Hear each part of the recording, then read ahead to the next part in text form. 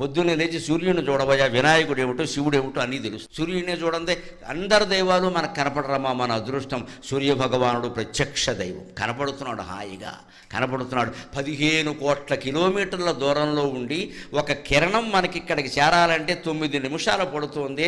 అంత 9 నిమిషాల్లో కొన్ని కోట్ల కిరణాలని భూమండలానికి అందించి భూమండలాన్ని అంతటినీ తేజోవంతం చేస్తున్న సూర్యుడికి ఎన్ని నమస్కారాలు చేస్తే రుణం తీరుతుంది.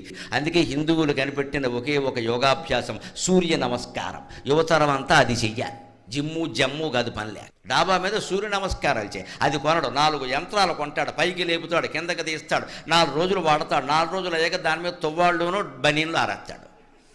అది ఎందుకు కొన్నామంటే తువ్వాళ్ళు బనీన్లు ఆరేడాయి. సూర్య నమస్కారానికి యంత్రంతో పని లేదండి. ఓ తుండుగొడ్డ, ఓ చాపోటి డాబా మీద వేసుకుంటే హాయిగా చేయి, ఒళ్ళంతా బాగుంటుంది. రోజు సూర్య నమస్కారాలు చేసేవాడికి, రోజు సూర్యోదయం సూర్యాస్తమయం చూసేవాడికి డి విటమిన్ లోపం రాదండి అసలు.